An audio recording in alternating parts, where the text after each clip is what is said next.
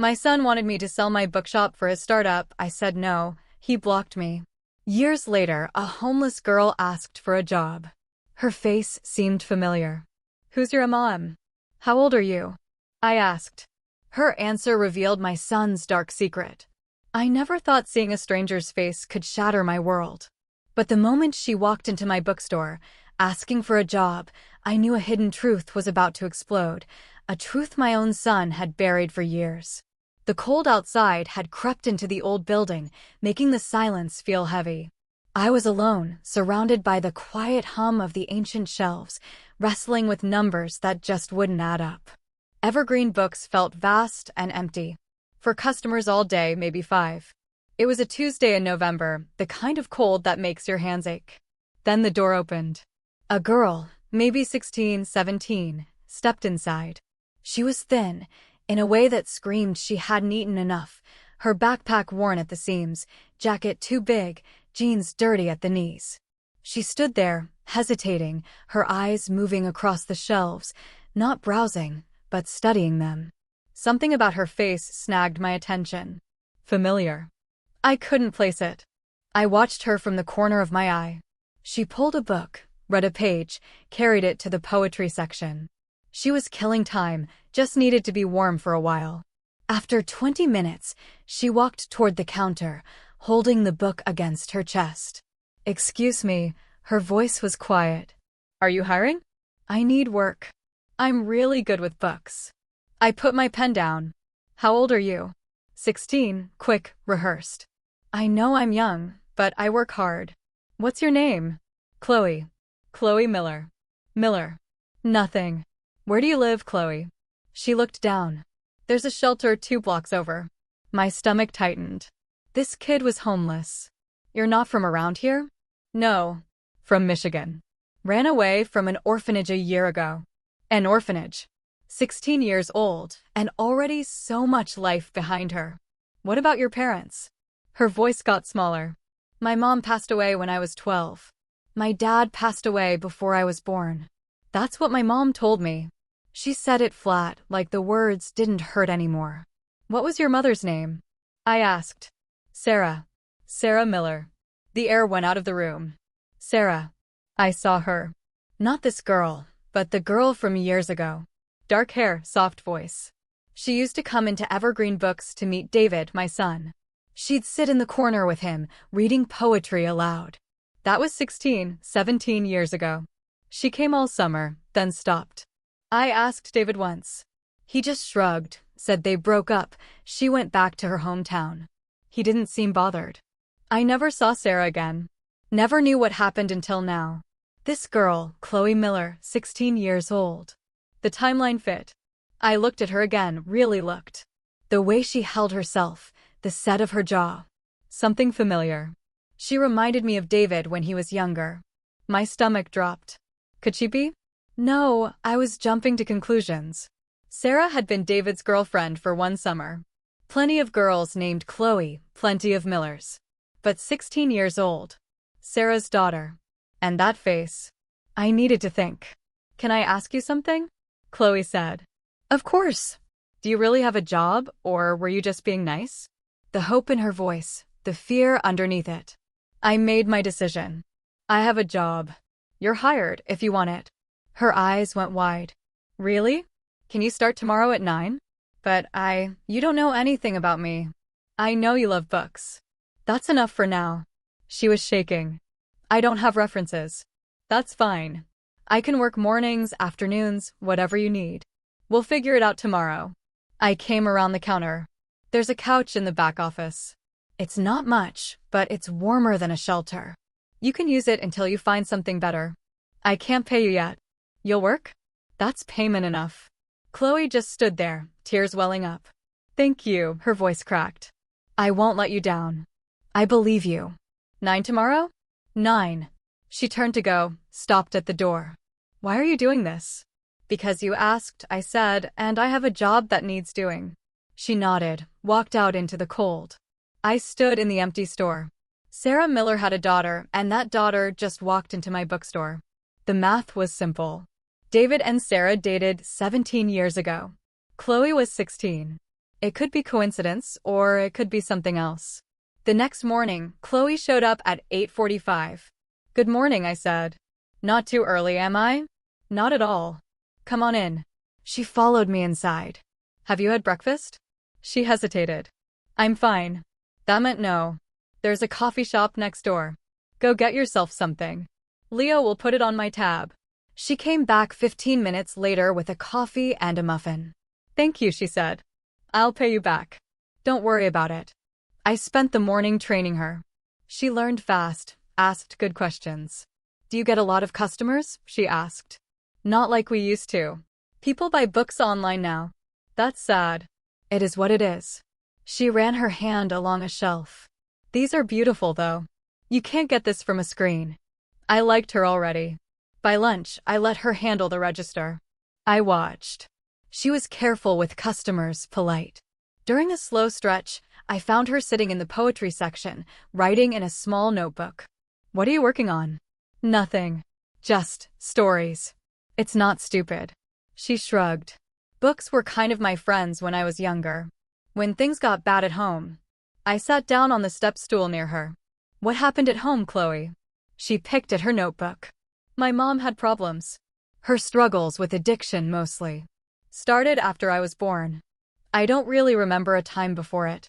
I'm sorry. I took care of her, she continued. When I was old enough, 10 maybe, I'd find her passed out. I got good at hiding things, making excuses. That's a lot for a kid to handle. I didn't have a choice. She looked up. I found her when she passed away. I was 12, came home from school, and she was in the bathroom. I called 911, but she was already gone. My chest tightened. Chloe, it's okay. It was 4 years ago. She closed her notebook. After that, foster care. Then the orphanage. That place was awful. Cold. So you left? Yeah. Last year I turned 15 and just walked out. Been on my own since. I understood loss. I understood loneliness. It hit me then.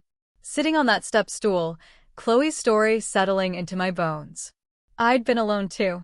2 years ago, my world fell apart. Robert passed away on a Thursday morning. Heart attack. No warning. We'd been married 40 years. Built this bookstore together. It was ours. Every shelf, every book. David came to the funeral. My son. But he stayed in the back, spent half the service on his phone. Left right after. I spent 3 months in a fog. Then David showed up. He had a business plan. He needed $350,000 to get started. He wanted me to sell evergreen books. This place barely breaks even, Mom. Robert's gone. You don't need to keep doing this. I stared at him. This store is all I have left of your father. It's a building. It's inventory. I'm not selling. His face hardened. You're choosing this over helping your own son. I'm keeping what your father and I built. Dusty books over your son's future. Got it. He left. Didn't call. Didn't visit. 2 years of silence. I lost Robert. Then I lost David by his own choice. I ended up completely alone. Just like Chloe. I looked at her, this kid who'd survived things she shouldn't have had to, and I saw the timeline clear as day. David and Sarah dated 17 years ago. Chloe was 16 now. It could be nothing, or it could be everything. I needed proof.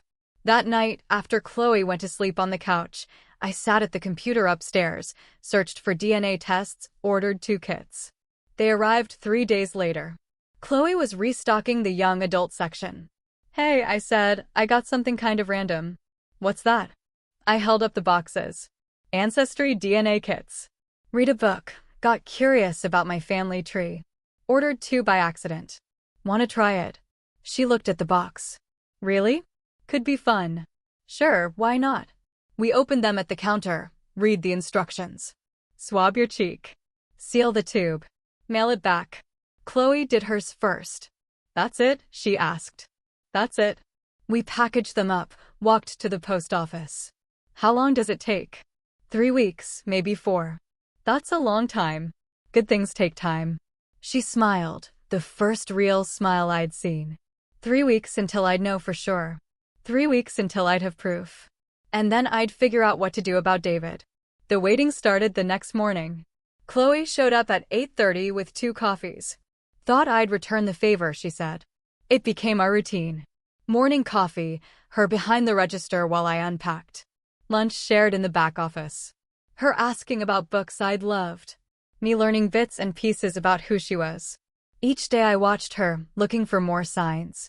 She worked hard, never complained.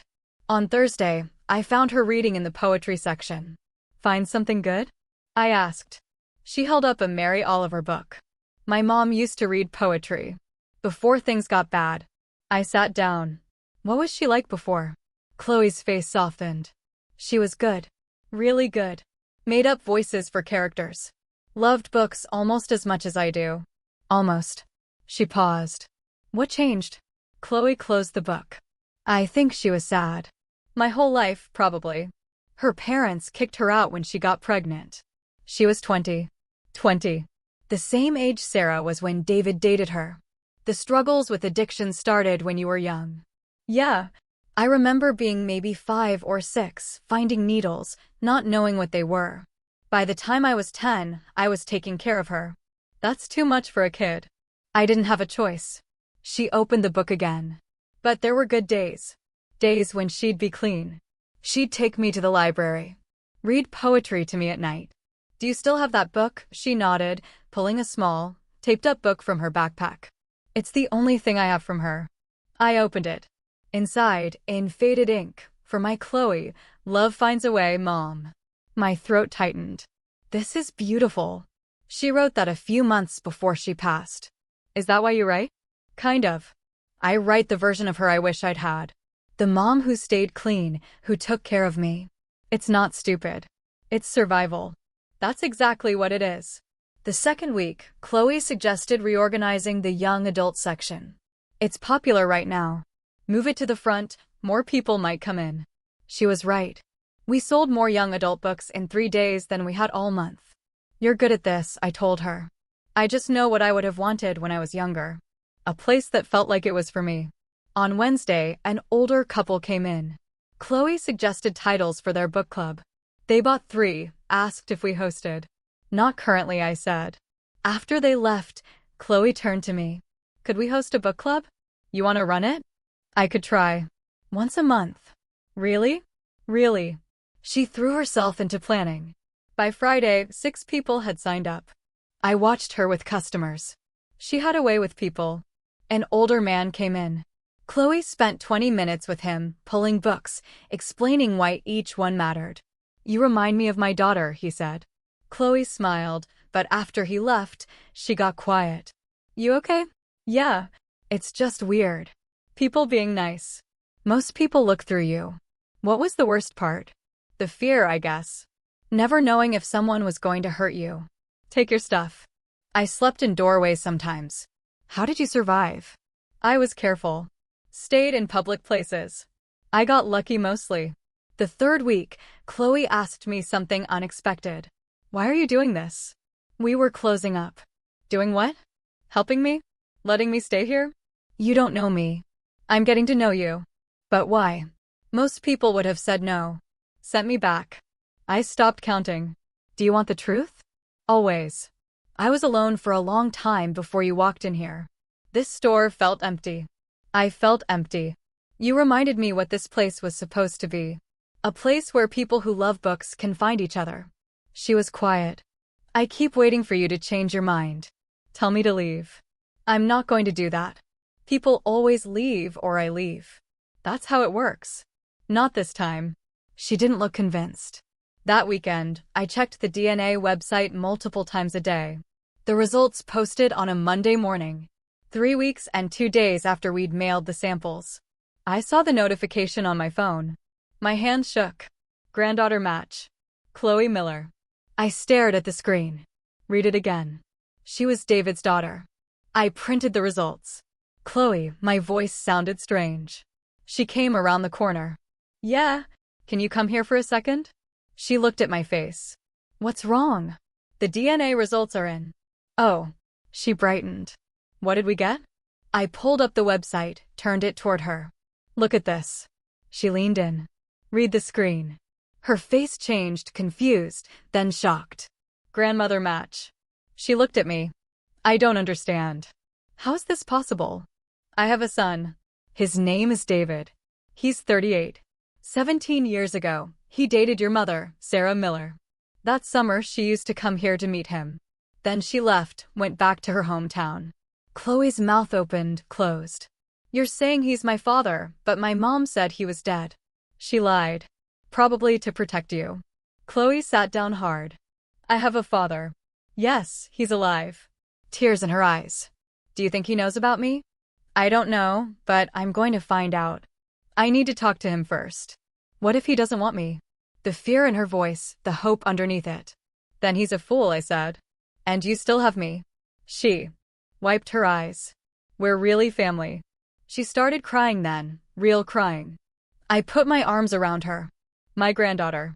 That afternoon, I waited until Chloe went to lunch before making the call. David's number, still saved. 2 years since I'd used it. I picked it up, put it down. What was I supposed to say? Your daughter is here. I dialed before I could talk myself out of it. It rang 4 times. Mom, his voice impatient. David, I need you to come to Evergreen Books. Why? I need to talk to you about something in person. I'm busy. It's important. So tell me now. I gripped the phone. Do you remember Sarah Miller? Silence. What? Why are you bringing her up? Just come to the bookstore today. Mom, I don't have time. Make time. My voice came out harder than I meant. This isn't something we can do over the phone. He sighed, heavy and annoyed. Fine, I can be there at 4. He hung up. Chloe came back 20 minutes later. You okay? You look pale. I called him. She set her sandwich down. And he's coming at 4. Her face went through about 10 emotions at once. Should I be here? Maybe stay in the back office. Let me talk to him first. What if he's happy? What if he wants to meet me? The hope in her voice. Let's just see what he says. For a clock came too fast. Chloe disappeared into the back office 15 minutes early. At 4:03, David walked in. He looked the same. Mom. A nod, not a hug. David, thanks for coming. He stayed near the door. So, what's this about Sarah Miller? I locked the front door. We should sit. I'd rather stand. Fine. We do it his way. Sarah had a daughter. 16 years old. Her name is Chloe. His face didn't change. Okay. And she's your daughter. His face changed. That's not possible. It is possible. It's true. Sarah and I broke up. She left. She left because she was pregnant with your baby. David shook his head. No. She would have told me. Would she, or would she have been too scared to hurt? He looked away, jaw tight. This is insane. I pulled the DNA results from under the counter. These are DNA test results. She's my granddaughter, which makes her your daughter. He stared at the paper. Where did you get this? Does it matter? You tested some random kid without telling me. She's not some random kid. She's Sarah's daughter. Your daughter. David pushed the paper away. I don't believe this. The science doesn't lie. Then it's wrong. David, no. He stepped back. Why are you even telling me this? The coldness in his voice. Because she deserves to know her father. Sarah passed away 4 years ago. Her struggles with addiction became fatal. Chloe was 12. She's been in foster care and orphanage. She ran away last year. She's been homeless. Nothing. She's 16, and she's been through hell. The least you can do is meet her. I don't want to be a father. He said it flat. Simple. My stomach turned. What? I never wanted kids. I made that clear back then. You told Sarah that? Yeah. When she started talking about the future, I told her I wasn't interested. That's probably why she left. He said it like it was reasonable. So you knew? You knew she was pregnant? Yeah. She told me. I told her I didn't want anything to do with it. That's why she left before I had to deal with it. Deal with it like Chloe was a problem. She's a person, David. A kid. Your kid. I have my own life. He crossed his arms. I'm not doing this. You won't even meet her? No. She's right here in this store working for me. His eyes flicked toward the back. I don't care. How can you say that? Because it's the truth. He grabbed his keys. Find someone else to guilt trip, Mom. I'm not interested in playing happy family. This isn't about playing anything. This is about a girl who deserves. What? A father who doesn't want her? That'll be great for everyone. You're unbelievable. No, I'm honest. He turned. Sarah made her choice. She had the kid. That was on her, not me. Don't contact me about this again. He walked out. I stood there, the DNA results. On the counter. That was it. That was my son. I heard the back office door open. Chloe appeared in the doorway. Her face told me she'd heard everything. He doesn't want me, she said, not a question. Jennifer, it's okay. She wiped her eyes. I figured. It's not okay. He should want you. He should have. It's fine, her voice cracked. I'm used to it. I went to her, pulled her into a hug. She cried quietly. I'm sorry, I said. You were right. I wish I'd been wrong. I'm so stupid. You're not stupid. You wanted a father. That's human. He never cared. No, he didn't. We stood there. Thank you, Chloe said finally. For what? For saving me from making a huge mistake. That's what family does. She pulled back. I love you. I love you too. A year passed. We didn't hear from David. Chloe blocked his number. He was gone from our lives. Good riddance. Chloe's third novel hit the bestseller lists. Not just the small ones, the big ones. We celebrated with takeout Chinese food. This is insane, she said, scrolling through her phone. People are actually reading my book. Of course they are. It's brilliant. She smiled. I'm working on something new. A memoir about us, about evergreen books, about finding family when you least expect it. My throat tightened. If that's okay with you? More than okay. She started therapy that summer. Evergreen books thrived. We hosted more events. Young writers started showing up, kids from foster care, teenagers who'd aged out. Chloe mentored them. You're good at this, I told her. I remember what it felt like having no one believe in you. At 76, I was still running the store. Chloe had moved into her own apartment a few blocks away, but she came to the bookstore every morning. We still had our coffee, talked about books. Her fourth book came out in the fall. I opened it to the dedication page, to Martha, who gave me home, family, and stories. I cried right there at the counter. The night of the Christmas event, people packed the place. Chloe stood at the front, reading from chapter 3, her voice clear and strong. I stood in the back and watched her. This woman who'd walked in 12 years ago with nothing but a worn backpack and desperate hope. After everyone left, we cleaned up. I made tea. We sat in the reading chairs. I never thanked you properly, Chloe said. For what? For that day. You didn't have to hire me. You didn't have to care. I saw you. That's all. Most people don't see homeless kids. They look away. Well, I'm glad I didn't. Me too. She sipped her tea. This store was dying when I got here. You know, I barely had customers. You saved me too, I said. We sat in comfortable silence. Chloe laughed. The sound filled the store, warmed the corners that used to feel so cold. I looked around. At this girl who'd become a woman, who'd become my family. 12 years ago, I'd been alone. Then a girl walked in, asking for a job, and everything changed. Not because of grand gestures, but because of coffee in the mornings, books shared, dinner conversations, small kindnesses that built into something unbreakable. David never understood that. He'd been looking for something big, profitable, impressive. He'd missed what was right in front of him. His loss. She set her cup down. I should head home. Early morning tomorrow. Okay. She hugged me. Love you. Love you too. She walked out into the December cold. I watched through the window until she turned the corner. Upstairs, the apartment was quiet, but not lonely anymore. I made myself another cup of tea, sat at the kitchen table, looked at the framed photo Chloe had given me last Christmas. The two of us in the bookstore, both smiling. My granddaughter, my family. Tomorrow, she'd be back. We'd have our coffee, talk about books, live our ordinary, extraordinary life. Isn't it amazing how the people who abandon you can pave the way for the family you truly need?